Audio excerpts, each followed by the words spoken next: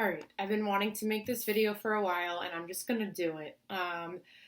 This is about things I wish I'd done from the beginning for my business. Please, if you're new or if you're having issues getting your business rolling, just watch this. I will try to make it as quick as possible. So I'm gonna go ahead and get started. The first thing is building my Instagram and my Facebook on a daily basis. It took me a while to build my Instagram. I'm not really sure why. Maybe I didn't understand the importance of it, but it's a really big deal. So if you got a normal Instagram like I did, I think I had 300 followers. I knew almost everybody that followed me. And now I keep it at like 2,600 followers around there. And I add people every single day. I add them, and then if you haven't watched the social media training, by the way, just stop watching this. Go watch the social media training and come back because you won't even know what I'm completely talking about unless you watch. So please watch the social media training. But I wish that I would have done that because what it does is it adds more potentials to your business on a daily basis. It's going to take some people a long time of seeing your business drip posts and your product drip posts to ask you about it or to be ready to order or to be ready to get started on your team. So you got to be adding people all the time. You are really doing yourself a disservice to not be consistently adding people. I do it on a daily basis, at least do it twice a week. So I'd say I probably add 3 people to Facebook a day to 5 people, and then I add like 20 people to Instagram a day. And then I use that app to track my followers and unfollow people. All right, and then the other thing is following up with people on a daily basis. Don't just follow up with everybody, like the same people every day. That's annoying. But follow up with people every day. So different people. In the beginning, you're not going to have enough people to do that with. But once you have enough potentials, I try to follow up with at least 5 people a day. At least. Sometimes I can do way more than that. And you'll learn that the bulk follow-up days are Fridays because people get paid on those days. But that's huge as well. So this is just this is the second biggest thing that I waited way too long to do. Keeping in touch with your loyal customers on a monthly basis is so important. It sounded super time consuming when I heard Genevieve say that she does that, and I just procrastinated doing that for way too long. Once I started doing it, my retention for loyal customers and my volume, it was like night and day. Watch the video on loyal customer retention by Genevieve. It will tell you how to use these to follow up with your loyal customers every day. I'm not going to go into it. The only thing that takes time is setting this up. It does not take time once you get it set up. It takes me 5 minutes a day, and it is huge. You don't want to sign people and then just never talk to them again because that's like you won't keep customers that way. And volume's huge for maintaining your business. So following up with loyal customers on a monthly basis is so important. So please watch that video as well. I didn't start doing that until it's embarrassing, like 4 months ago or 5 months ago. And I don't know what I was thinking up until that point, honestly. Don't be like me. Just do it. All right, the other thing. This is a really easy, quick, simple one, especially if you're new, start doing this now. It helps me so much. Whenever I'm talking to a potential loyal customer or distributor via Facebook or Instagram, I always try to bring the conversation to text message. It took me a while to start doing that, but I learned that people are more likely to respond over text. Plus, when it comes to following up, yes, I still go through, because sometimes I don't get them to text message for whatever reason, like either they're uncomfortable with that, like if I don't know them, or mostly everybody's in my phone saved. But so the reason that it's best is because they're more likely to respond. That's the number one reason. Number 2, when we have like a promotion or something, I actually save all of my loyal customers in my phone and distributors and potential distributors and potential loyal customers with PLC, LC, PDT, or DT in front of their name, so that way they're all in the same place. So like I said, like if there's BOGO wraps, I can go through PLCs and I can write every single one of them like they're in the same spot on my contact list. Okay, moving on. This is what I'm about to say, the first biggest thing that I'm kicking myself for not doing from the beginning because I thought they were hard and they scared me. And instead of just doing it, I got scared, is parties. Parties are not scary. They're not hard. I waited till January to do them, and I started a year ago. So I started July 28th, I believe, of last year. Parties are like a volume and enrolling like crack. Like if you get people to a party, you build rapport so much quicker with them, and they're so much more likely to sign when they're just sitting right there. And if you don't get anyone to sign, you get tons of potentials at once. Parties do not have to be big. Don't take that the wrong way. They don't have to be big. Sometimes my parties are one person shows up. Sometimes nobody shows up, and it turns into a training session with my new distributor. And then we plan it again for the next week, and we plan it until somebody shows up. Because if somebody can't make it that Tuesday, they'll have to make it one of the Tuesdays that month. So we'll just keep having them until they show up. Parties are awesome. And if you haven't had your launch party yet, let's plan it. Let's plan it because it's not scary, and I'll do everything for you. Even if you're not local, I can do everything for you. All you have to do is get the people there. We'll do a video Zoom, and I will present for you, and you'll learn a lot too because you'll hear me talk about almost all of the products.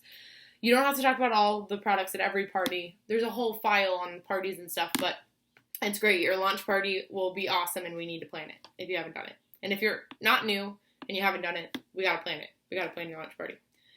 All right, and we'll have more than one launch parties because parties are awesome. Okay, I am going to talk about files really quick, and this is really important. When I first got started, I started posting 6 to 8 times a day, and I watched the social media training like 3 times. So that was great. That was really good for me. But I didn't read all of the files right away. I kept reading them and stuff, but I would have, if possible, if I could go back and talk to myself, I would have been like, hey, binge read those files as quickly as possible, because I made mistakes that I wouldn't have made had I read the files. The files are like a big cheat sheet. They're like, no, you don't have to read all the files. I'm not saying that by any means to start working, but you don't have to understand this business to work it, and the files are the reason for that, because they have a bunch of templates you can use. They have words to say and words not to say. We've already all messed up. Like all of our upline, they've messed up and they've told us how not to do it. Don't mess up when all of the answers are right there for you. A couple of things that I did. I was using words that are in the file, words that kill your business. And then I stopped using them when I read the file 2 weeks later, and I'd already talked to a bunch of people using those words. They're not a huge deal. It's not like it really helped to stop. Another thing, I was sending long, obnoxious novels to potential distributors that I would have never responded to in a million years, and wondering why they weren't wanting to join my team. Then I read the files, and I'm like, wow, I just did every single thing I wasn't supposed to do. So just don't make those mistakes. Read the files. If you already have made the mistakes, hey, I'm a diamond, and I made the mistake, so it's not the end of the world. But if you read the files, you're less likely to make those mistakes, and you're just more confident in the products. Not products. You're more confident in the business and what you're doing. There's even a cheat sheet in there on the product, so just do it. Just read the files like as quickly as humanly possible. Okay, and then I was broke when I started this business. Does not matter. If I had reprioritized, I could have gotten my hands on products sooner. It is so important to run your auto shipment. It's not even funny. First off, you're only way guaranteed to be commission qualified. I didn't run my auto ship for 3 months, and I'm ashamed to say that. But it is really, really important to run your auto ship, because if you're not trying the products, you are not going to sell them as well. Every product that I finally got my hands on, as soon as I got my hands on it and tried it for a week, I sold it like crazy. There's nothing like trying the product. I can tell you about it till I'm blue in the face, and that will work for now, but as quickly as possible, prioritize and try those products.